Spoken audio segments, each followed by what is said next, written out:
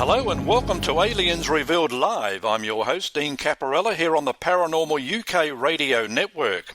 From alien abductions to monster-infested ranches to Men in Black, we speak to some of the most amazing people on the planet, ready and willing to share their chilling stories with you. All from the Aliens Revealed Live files here on the Paranormal UK radio network. Alien abduction experiences don't come more bizarre than Bruce Cornet's 1981 event. Cornet was virtually taken by aliens in plain sight. It had similarities to another famous abduction case. Travis Walton's abduction garnished worldwide interest in 1975. Walton was snatched from an Arizona forest by aliens with his horrified crew looking on. Cornet's incident occurred near Richmond, Virginia just 6 years later. It went virtually unnoticed and unreported. Cornet was snatched from his work trailer and was returned there 1 hour later. His crew was completely confused about what happened to him. This is Cornet's account.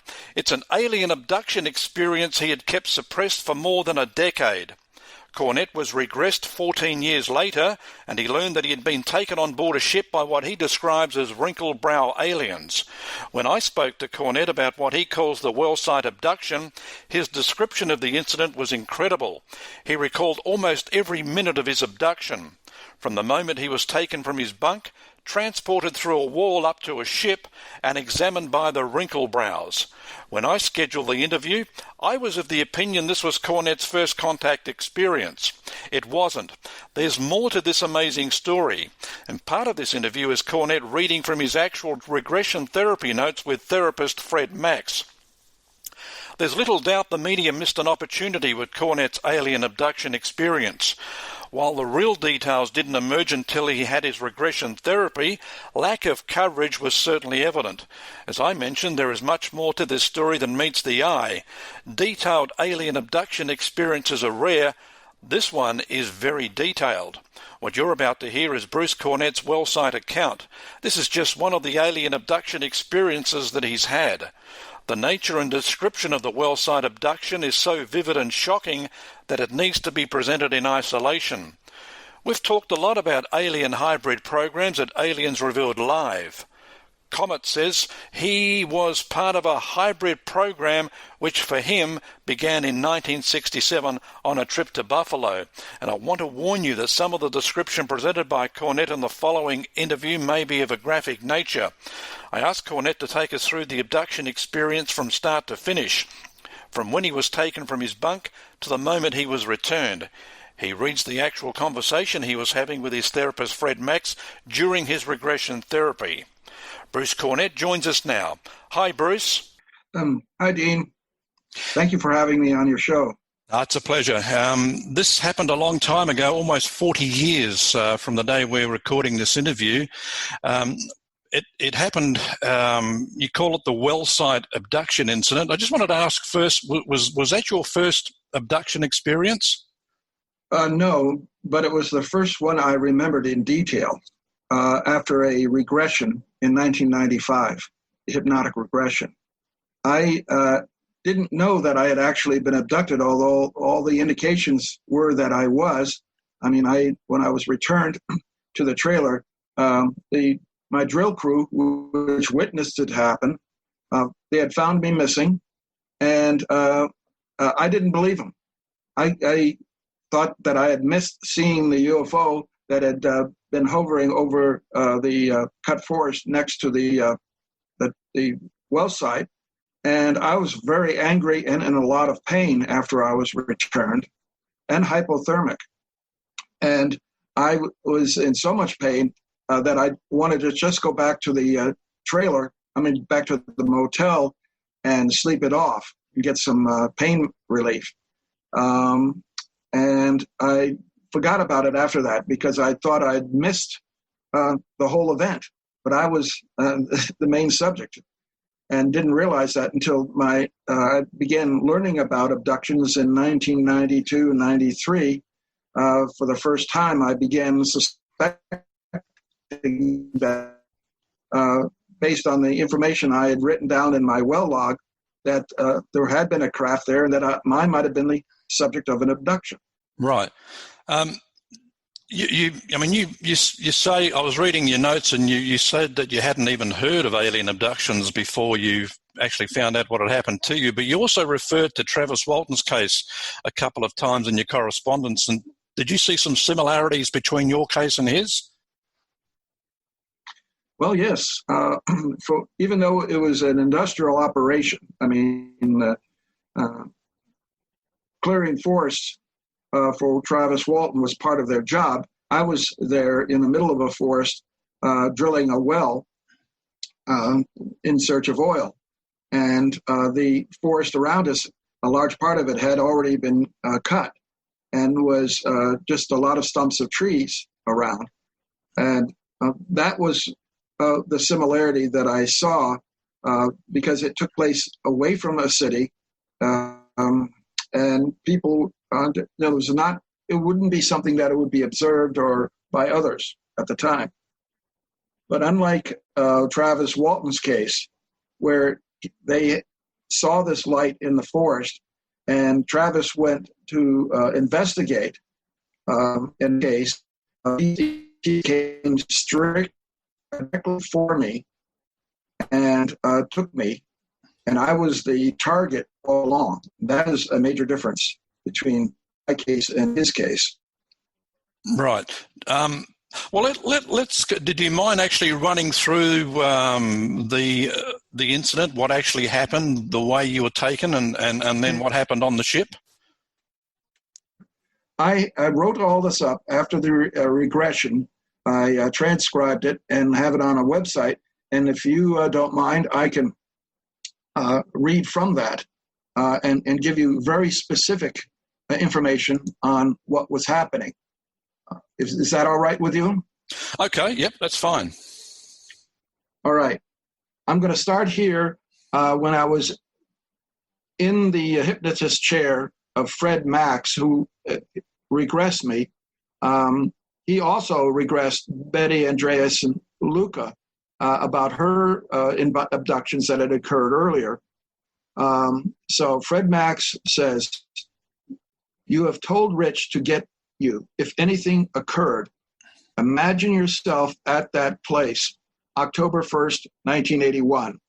Imagine where you were then, and you can imagine yourself as close or as far from the situation as you would like. Sometimes we can imagine as though we were there. Sometimes we can imagine as though we were watching it occurring to somebody else, or like a movie. We have this ability to bring ourselves closer and further and maintain our level of comfort. Imagine yourself lying down in the top bunk. You are there, going to there at about 10:30 p.m. You just told Rich to get in touch with you if something happened, and you go and lie down. Now, the craft had shown up the night before, and that's why people were excited. The drill crew were interested in if the craft would come back the night that I was sleeping in the bunk. As I relax you, Fred Max says, imagine yourself being there. Imagine the feelings you had then, and as if I ask you, and as I ask you questions, you will be able to answer without affecting your trance. And when I say relax, you will allow yourself to relax and feel the feelings of your whole body. Excuse me. Feeling a peaceful wave of relaxation. As I count from 1 to 3, imagine yourself in the top bunk and imagine having the feeling of being able to speak freely and answer my questions. 1, 2, 3. What is happening? Fred asks. I'm trying to sleep, and I'm very, very tired. I'm worried that if something happens, they won't come and get me. But I fall fast asleep, and somebody touches me, and I roll over thinking that it's Rich who has come to get me. I was breathing heavily. It's not Rich. It's somebody else there. Somebody is looking at me. He's different. He's not human. His eyes, I can't stop looking at his eyes, breathing heavily. I'm very upset. Fred Max, remember, whatever did happen. It happened. You're okay. Allow yourself to receive the information without needing to invest in it. I responded, there's more than one. Fred, okay. I say, they're touching me. They're taking the blanket off me, and a hand comes from my right, and there is something in the hand, metallic, sort of like aluminum, but darker. It touches my forehead. I see sparks. I see light, and then I feel very different. And then I see two more faces over me. They're starting to move me. I don't know how they're moving me. I think they're holding on to me. I feel them holding on to me, onto my arms. Fred says, how does it feel? And I say, tight. Fred says, how tight? I say, like a firm grasp. It's almost uncomfortable. And the temperature of that which is touching you, cool, cooler than my body temperature, I said. Fred asks, a little or a lot? I say, a lot. It's soft, though, like silk, I continue, and it's wrapped all around my arms, the fingers. His hand on my right arm and a hand on my left arm. And Fred asks, from the same source? I say, no. The one on my right is holding his right arm, my right arm, and right hand, and the one on my left is holding me with his left hand, and the one over me, I think he has his hands on my hips. I'm not sure, but he's in that position. I can't feel very much there. I can't feel as much as I've felt before. I feel tingly all over. Fred, your eyes, are you seeing them? I say, yes, but they're dark. It's dark there. It's very dark. And so they almost shadows like ghosts, but their eyes are so black. They're blacker than the darkness, Fred. And what are they wearing? I can't tell. I can only see their heads. They're starting to move over me. I feel as if I'm floating. I don't understand. I don't understand what's going on, but they do not look frightening. Fred, while you are floating, are they still grasping you? I say, yes, Fred. So you're all floating together? I say, yes. Fred, how many of you are there? And I say, 4. At what speed? I say, we're starting to move. Oh my God, they're moving me through the glass of the window. Oh, that's so weird. I breathe heavily. They're telling me not to be afraid. I see them coming through the glass with me. I breathe hard. I see the glass passing through my body, and I don't feel anything. I think I should be cut by the glass, but I don't feel anything. Fred, what gender are they? I say, the one who looked into my eyes first, he's on my left, holding my left arm. I sense that he's a male. The one on my right, holding my right arm, I sense that she's female. The one over me, and now he has his right arm on my right leg, upper thigh. He's male too. And we're floating past the trailer. We're starting to rise up, and there's this light. There's this strange light. It's getting brighter and brighter, and I'm looking around as best as I can. I can see the trailer disappearing below me, and then the drilling rig moving off into the distance. Bruce, can I interrupt? Can I just Sure. interrupt? What about the crew? Were the crew, did they notice any of this going on? Yes, they were ended up all underneath that in the corner of the well site, all huddled together, looking up at me and watching me. And after this was over, they described in detail what they saw, me being transported by these small beings in a beam of light into the craft. Okay. I'll continue. But they don't feel real. There's something. I don't feel like this is happening. I don't understand. The one on my right, she comes over and looks into my eyes, and I feel a sense of love and peace. I feel that we're floating upwards. We're going closer to this light.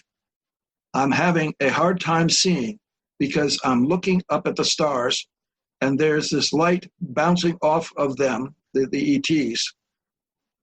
Where are you now? Fred asks. I respond, I feel I'm inside a room. It's a long, dark, it's no longer dark outside. It's light all around me. There are more than these beings walking around. They have me in some sort of a table moving me. I'm moving down this hall, and they're walking next to me. I'm trying to look at their faces. Now, in the light, they're so pale. They almost look like ghosts. They're so pale, almost white. They're all small, with big heads, small, spindly bodies. I see one now. He's doing something. He's doing something with some tools or instruments. I feel I'm on a table. I'm trying to ascertain if I'm awake or not. There is one who looks into my eyes, and he's calming me down. Strange eyes. And they're taking off my clothes, and I feel them taking my clothes off. And the table is cold, and there's some more. They come over on my right side. This one's standing next to my head, looking at me. He leans over me, and then he stands up. And another one next to him, to his right. And he is doing something, waiting for them. The one on my left who is bringing over some instruments. The one who is looking into my eyes keeps on telling me not to be afraid. Fred, with what attitude is that said? I respond, with a lovingness. It's like he knows who I am. Fred, what are they doing? What's happening? I respond, I'm seeing more of the room now, and I see them moving around and moving very quickly, and I don't know what they're doing because I can't see what they're doing. I can only see where they are relative to my body. I feel them touching me on my abdomen and around my genitals, and they are doing something there. And the one with the instruments, he's come between my legs, and he is doing something there. And I begin to feel some pain. And the one to my right, he looks again into my eyes, and the pain starts to go away. But I can still feel it. I'm seeing this in a detached way right now. I feel like it's happening with me, but I'm like more of an observer. I don't remember seeing these beings before. They're different from those that I've seen before. And Fred asked, recently before? And I said, yes. Fred continues, describe who that you're with now. I'm still with the one on my right side, and he's been there all the time. He wants to make sure I'm comfortable and not in pain. I'm surprised by the way they look. They don't look like what I thought they should look like. They look more wrinkled on their foreheads, and their eyes are not as big as the typical ones I've seen before. And they're all the same color, as if they are not wearing any clothes. They're all in this chalky white color. They look so strange. And I feel them stimulating me. I'm having an orgasm. Fred asks, does it feel good? And I say, yes. At first it feels good, but they keep on making me have an orgasm, and it's getting more and more painful. I can't stop. And I start crying out, stop. and the one next to me looks into my eyes, and I don't like him looking into my eyes. Fred asks, "What are you reacting to?" I respond, "He's right on top of me now. He's right over me, almost as if he's climbed up on top of me, and he has his head right on top of mine, and he's looking straight down into me." Fred, "You know for sure it is a he?" And I said, "Yes." "How?" Fred asks. "I have a very strong negative reaction to him. I feel repulsed by him. I feel very warm and close to the woman, and she's down by my legs." Fred asks, "Is she communicating with you?" I respond, "She's telling me how good it feels." And Fred asks, "How good what feels?" And I respond, "The orgasm." Fred asks, "Is she involved in it with you?" I respond, "I can't see. I feel this pressure on me down there. I can't tell for sure, but she is telling me how good it feels and to continue. I don't think she is having intercourse with me. I think she wants me to come more." Fred asks, "How is your sperm being collected?" I respond, "There's this tube that comes over my right thigh and goes into something on my right. I can feel her hand on my penis. They're collecting so much. Finally, it's over. I'm so relieved. Now they're shining something in my eyes." Fred, "Are you being held down?" And I respond, "I can't move." Fred, "Do you know how and why?" I respond, "I don't know. When one climbed up on top of me, he had his hands on my arms as if he was trying to hold me down." Fred, "What's the ambient temperature in relationship to what you expect?" I responded, it feels cold. I feel warmth of the lights from above, but I still feel cold." Fred, "Is there still something on top of you, someone on top of you?" I respond, "No, it's over." Fred, "What were they doing on top of you?" I respond, "Holding me down and looking into my eyes. I think I tried to resist. I wanted to stop them. It was hurting so much. I felt something being put inside my scrotum. I felt them push it through my skin. And the one on my right, he came over me and looked at me. He said, "This will help you have a normal ejaculation."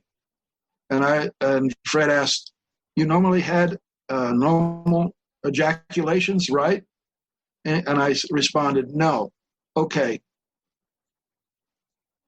Fred responded, "It was very difficult for me to have a normal ejaculation, and it was usually somewhat painful. And I'd almost thought I was sterile ever since an accident, a childhood accident at age 12 that put me on the operating table for 5 hours and which caused one of my testicles to atrophy.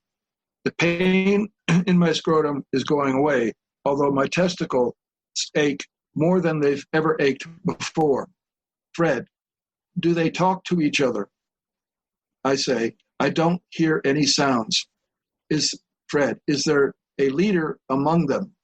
I respond, "The one who had instruments. They are all so similar. The beings look so similar." Fred, "More similar than?"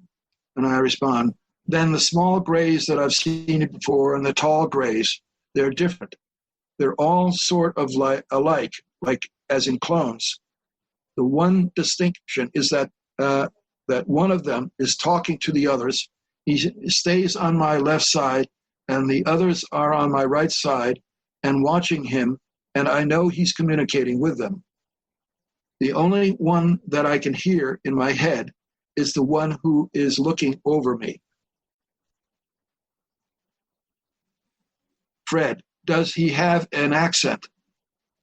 I respond, "No, he doesn't say much.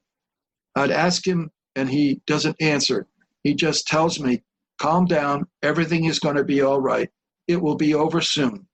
And he looks into my eyes, and I feel him controlling me. I feel my fear and pain go away when he does, but the pain comes back soon after he stops. Fred, what does he do to alleviate your pain? I respond, he looks into my eyes. His skin is so wrinkled, and I feel peace, a sense of pleasure and peace takes over my body. I feel like I'm inside my head. Excuse me. About that. Let me go back. He looks into my eyes, and I feel him controlling me. I feel my fear and pain go away when he does, but the pain comes back as soon after he stops. Fred.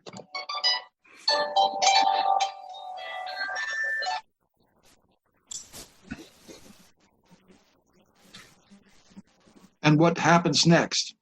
They tell me to get off the table, and I'm standing there. And they tell me to put my clothes back on, and they move the table. They move the table. They come move it, and they put it over on the side of the room. And one of them helps me get dressed. It's the woman. I feel very comfortable with her, but I don't feel comfortable with the others. Fred, why do you feel comfortable with her? I respond, because she likes me. And the others? I feel this, it's like an anger, but it's not an anger. It's kind of a feeling when you know when somebody doesn't want to be close to you. And the woman wants to be close to me. Fred, do you know her? I respond, she seems similar or familiar, but I can't be sure where I've seen her before. Fred, does anyone else there seem familiar? I respond, one of the other males. I may have been with him before, but I can't be sure.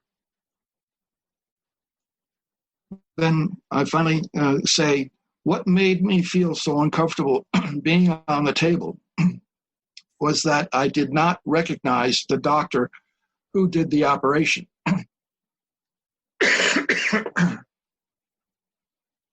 And the one who bent over me, I'm seeing him again. He's very methodical, not like he cares about me. Then they take me down this hall. I'm walking with them. And when we get to this room, they tell me this is where they're going to take me back. And this time, only two of them holding onto me. And they touch my forehead again with that metal rod. And then there's this bright light, and I'm floating down. I feel us floating down. And I feel the trailer coming closer and closer. And the one on my right, who is the one who leaned over me, he tells me not to be afraid as they pass me through the window again. And I don't like that. And we're on the top of bunk again. And we feel, and I feel them dropping me into the bunk. And they do something. The one on my right does something, and I feel I'm no longer paralyzed. And then I begin to feel my pain. And I start tossing and turning, and I'm very cold. And I put the blanket over me, but doesn't do any good. I'm shivering, I'm shaking, I curl up in a fetal position, and I get very angry that I can't get back to sleep. And I'm angry that I had these nightmares. And I get out of bed, and I put on my boots, and I walk out into the front of the trailer, and I want to know what's going on. I want somebody to tell me why it's so cold. Nobody's there. And I'm upset that nobody's there. And my testicles ache. They ache very badly. And I don't know why. And I open up the door and look out. And I look at the drilling rig and drilling platform, and there's nobody on the platform. I want to know why. This is a 24/7 drilling operation. I look around to the side, and I see everybody clustered together out there like a huddle, looking up into the sky. And I see some lights move away quickly, and then they turn and start walking back towards me. Let me ask you this question. Earlier you spoke about Travis Walton, and the difference between your case and his is that you felt that you were like a marked man. What gave you that impression? Mm-hmm. Because they took a sperm sample. And later on, then in 1994, I was introduced to my hybrid children. Okay, because so that question becomes, was that the sperm that they took to create my children? And that was going to be my next question, is that do you believe you were part of an alien hybrid program? Most definitely. Okay. I was introduced in 1994 to my three children, one male and two females. They were 27 years old at the time I was allowed to meet them. And two of them I met as a holographic projection over my bed in Red Bank, New Jersey. And this projection showed two astronauts, humans in astronaut decompression suits, next to an alien in a different type of compression suit, floating in space with stars as a backdrop. And I was telepathically told to study the two humans. And the male looked a lot like me with a full beard, and the female looked very much like my late wife. And then when that projection was over, I woke my wife, who was Pat, who was sleeping underneath all of this when it was happening. And this was early in the morning, still dark outside. And I woke her up in the middle of a dream, and she said that that she thought I was going to be introduced to my children. And I told her what I had just seen.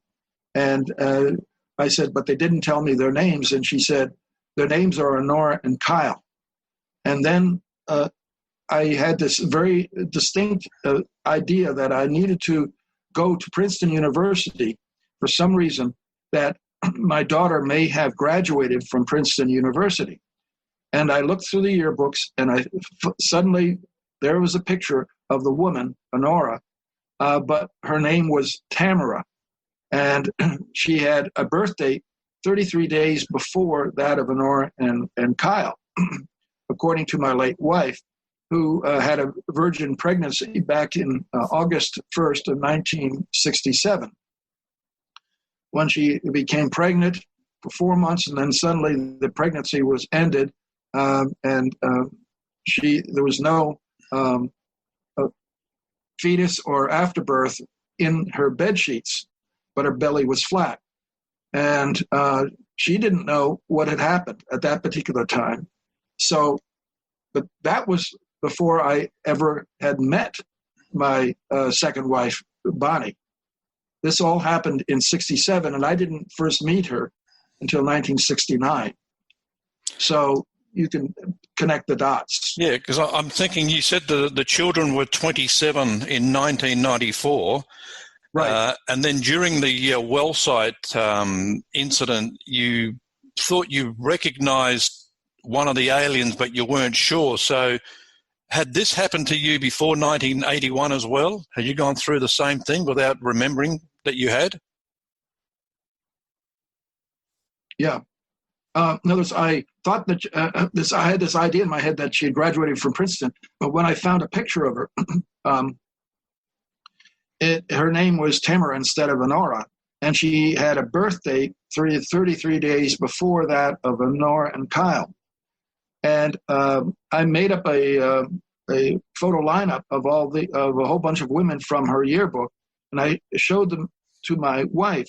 She had told me a few days earlier that on her way home from New York City, where she worked, she saw this reflection in the window, and it was of this beautiful woman that was staring at her, and she looked to see who was staring at her, and there was nobody sitting anywhere near her that even resembled this woman. And then this woman started to talk to her and told her telepathically, "Hi, Pat. My name is Honora. I am your husband's daughter.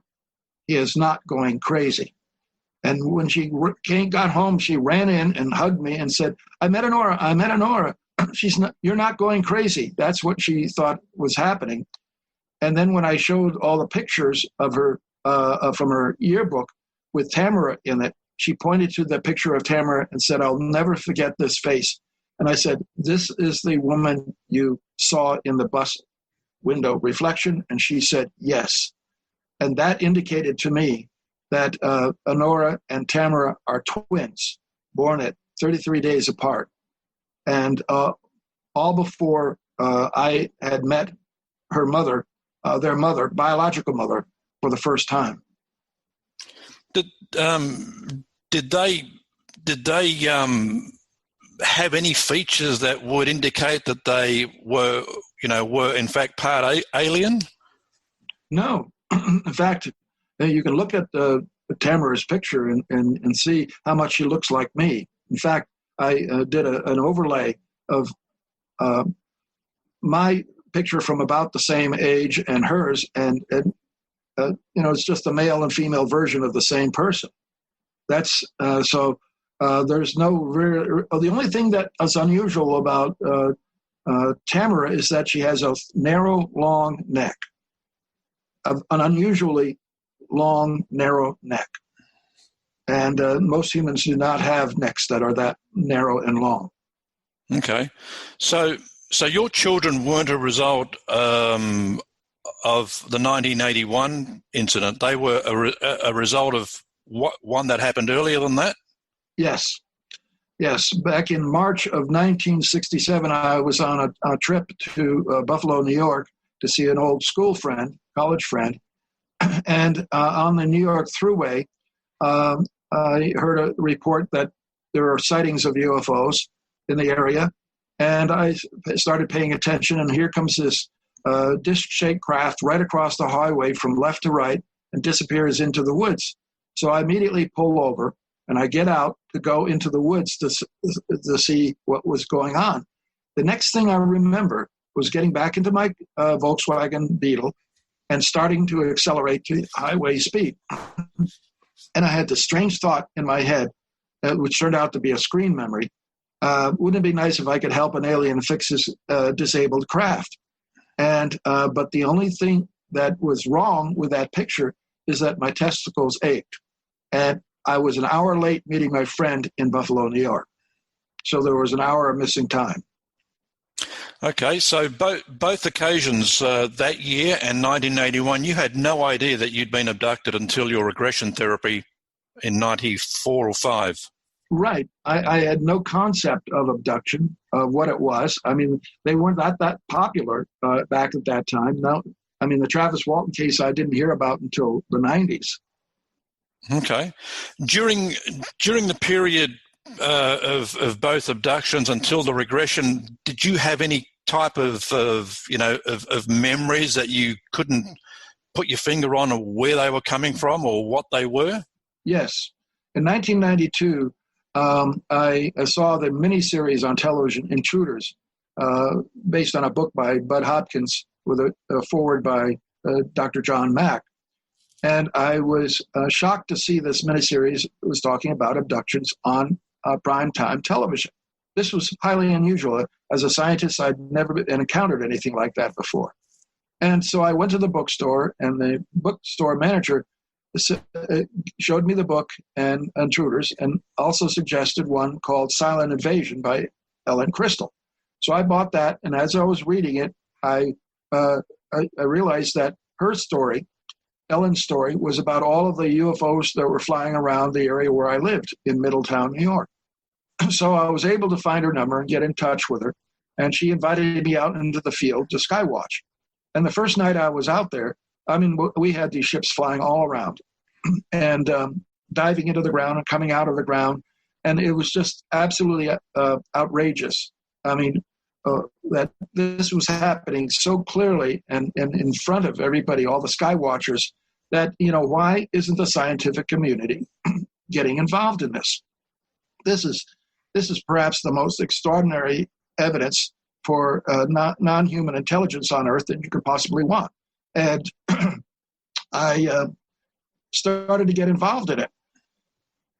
Excuse me.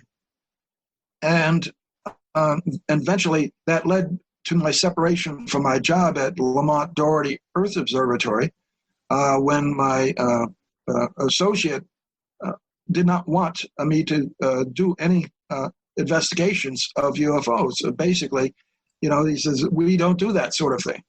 And this bothered me because I couldn't understand that. So I continued my research and for 11 years and accumulated over 140 close encounters with photographs, videos, instrument readings. And I published a book called The Unconventional Aerial Phenomena in the Hudson and Wallkill River valleys of New York. And that was published in 2019. And it contains my 11 years of research of all of that happened to me during that period of time. And that's how I got involved in it. And in 1992, when Ellen took me out into the field and I started seeing all of these craft, these memories started coming back. Very clear memories of childhood abductions that I didn't even know had ever happened. Two of my abductions, one occurred when I was age 9, and I didn't remember that until I was in elementary school, and they were demonstrating television sets for the first time to the public, black and white TVs. And we had somebody from a local television station come in with a television camera and a monitor, and they were showing us what was happening. And some student asked, well, what happens if you point the camera at the monitor? And he did, and he said, you will see a feedback loop of just the monitor being repeated again and again and again. And that somehow broke through my screen memory, and I remembered, wait, I saw this before. When did this happen? And suddenly the whole memory of being abducted aboard a craft came back. And then another time, I was in the high school marching band at Conard High in West Hartford, Connecticut, and we had done a uniform practice out in the football field, and we were changing in the changing room, and I was waiting for a changing closet to open up, and I was talking to another band member, and suddenly this little gray character comes zipping around my right side, raises a rod, touches my forehead, and the next thing I know, I'm being laid down on the floor by about 5 or 6 small grays. And as soon as they put me on the floor, they disappear. But the unusual thing happened. This was in 1962. And when they left, all of the people in the room were frozen in not moving. And some people, even in mid-stride, were just frozen in place, like you would push pause on a VCR. And slowly, everybody started to move faster and faster and faster until normal speed. And when they were moving at normal speed, I was back to their time, and they saw me. And they saw me on the floor, and they came running over to me, my band members, and asked, what happened? How did you end up on the floor? And I said, I don't know. And they helped me up. And I looked at the guy that I had was standing in front of when it happened. And I asked him, did you punch me?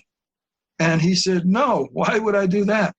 And I didn't have a pain in the back of my head, and I didn't feel a pain from a punch. So I then realized that was a screen memory. And at about that same time, one of the female band members screamed out, oh my God, what happened to the time? I was supposed to meet my mother 30 minutes ago out in front of the school. So that gave me a time slot that I was missing 30 minutes of time. But they were missing 30 minutes of time too. Yes. Wow, that's amazing. Yeah.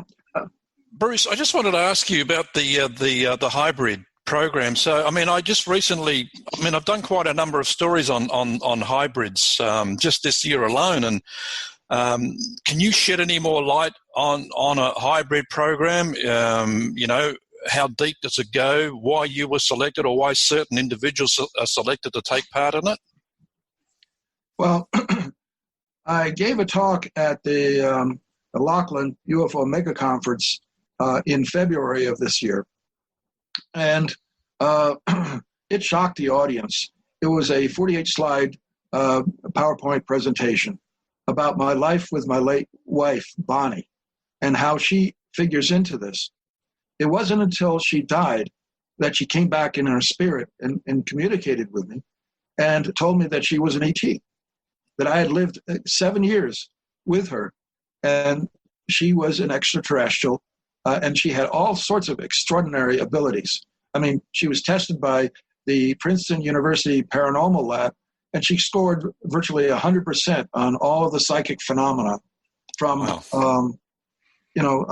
precognition to clairvoyance to telepathy to telekinesis. She demonstrated all of that during our 7 years to me, and she was extremely intelligent.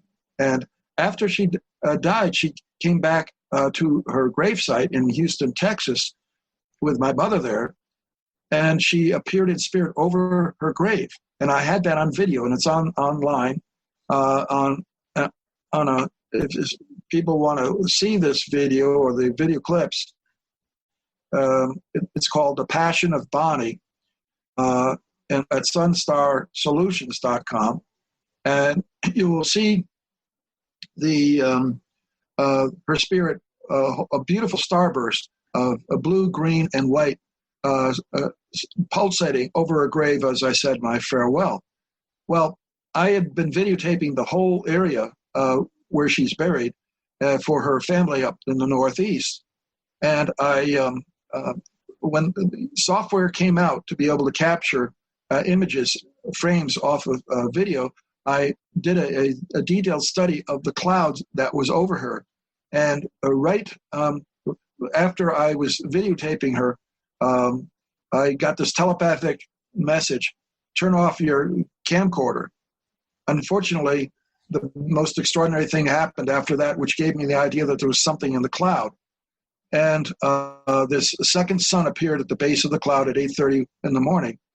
And a beam of golden light came down to just above her grave, didn't touch her grave, and captured her spirit. And my mother and I saw the colors of her spirit rise up in that golden beam into that second sun. And then the beam contracted and the sun disappeared. And so when I did a series of frame analysis on the video, I found for about 3 frames of 1 second, the cloud pulls back and a huge white domed circular mothership appears in that cloud very clearly. Wow. No question about it. So that was the first indication that I had been married to somebody that was not a normal human. And then she came back to me and told me who she is, who she's with, the group of ETs she's representing, and she said that I had helped her fulfill biblical prophecy when I was with her for 7 years. And my talk at Laughlin is about that prophecy and how she fulfilled it. She turns out, she claims to be, I don't know if this is true, but she claims to be the woman who bore the male child in Revelation chapter 12. And that is supposedly explains how the Christ Messiah comes back. And most Christians think that the Messiah will come back in a new body. He won't have to be reborn as a human again.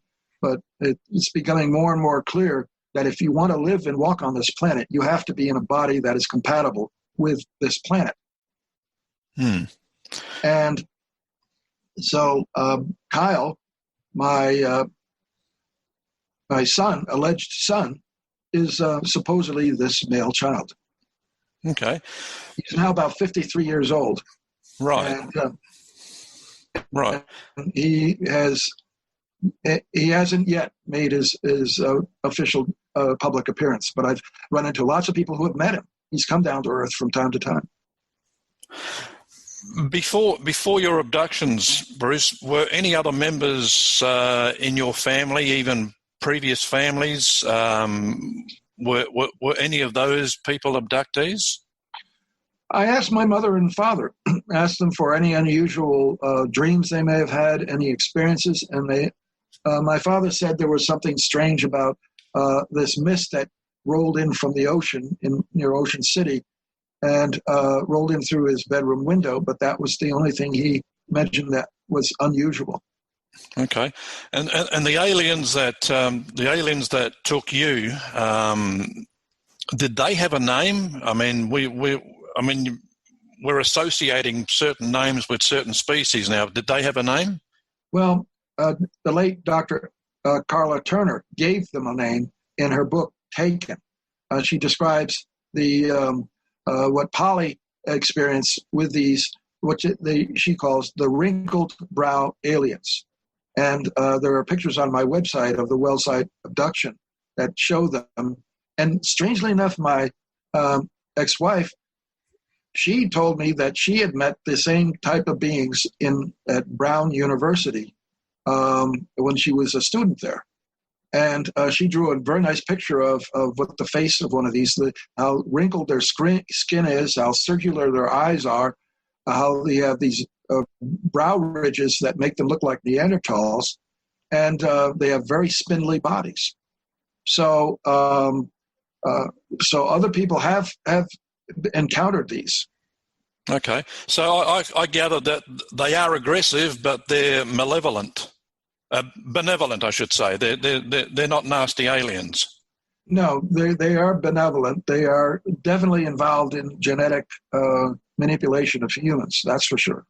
Okay, Bruce, just about run out of time here. You did have another incident at Massanutten Mountain, but we've almost run out of time, and I may be able to present that to our audience, maybe in written form at some stage. But give us about a minute of that. Okay. Was it related to Wellsite?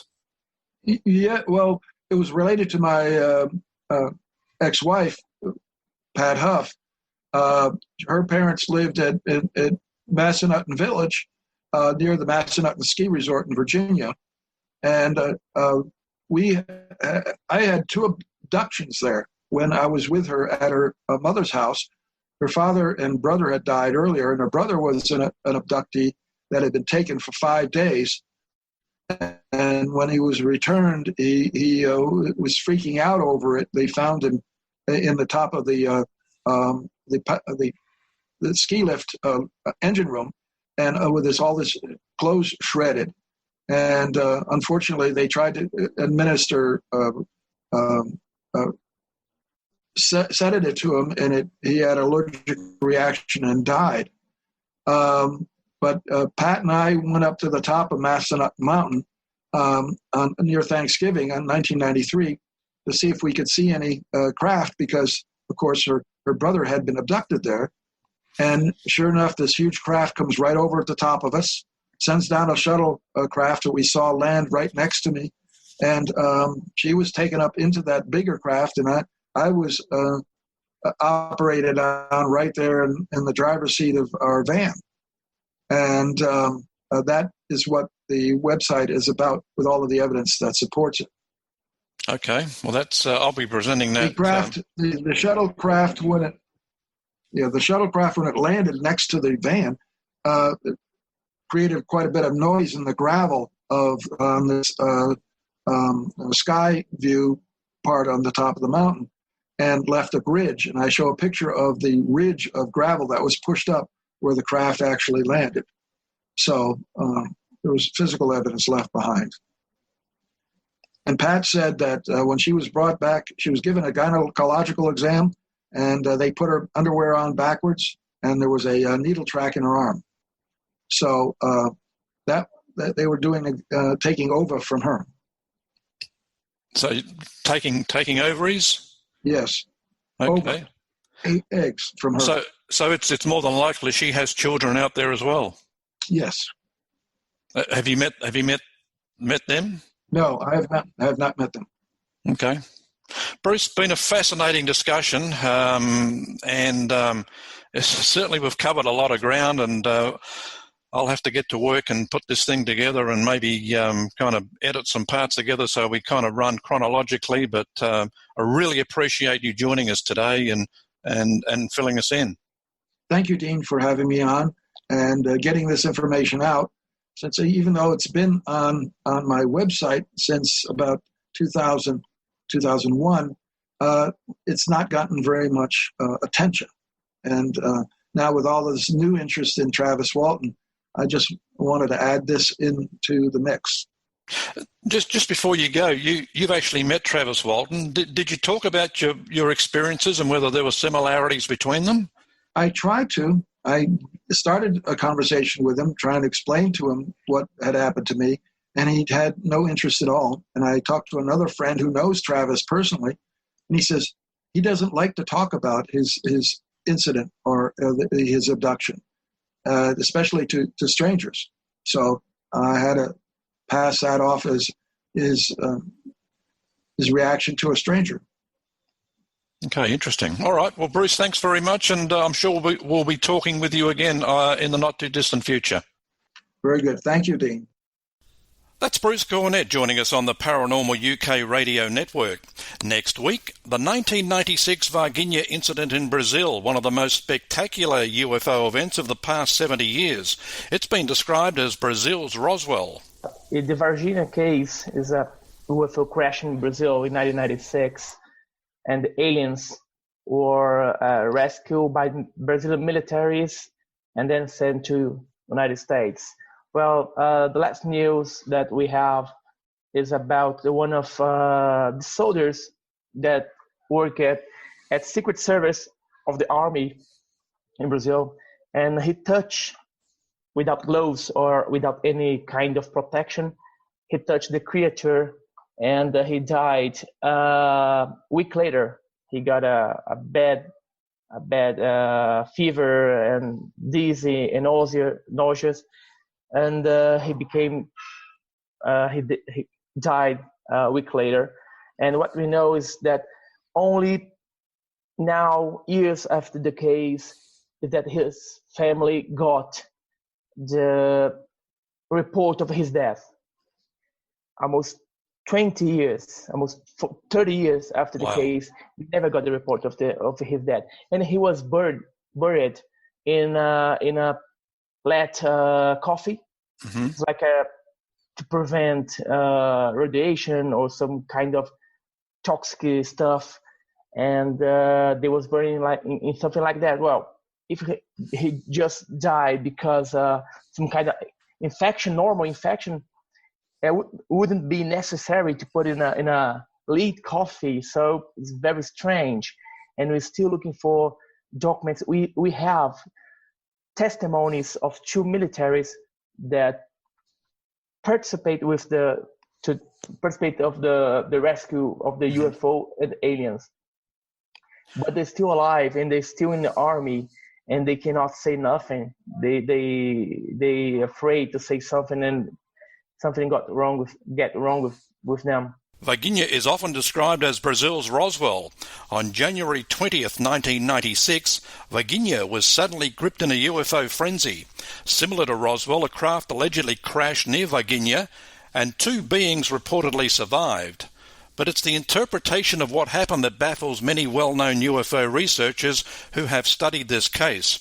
Reports of one of the beings being taken to hospital and treated is now part of Varginha UFO folklore.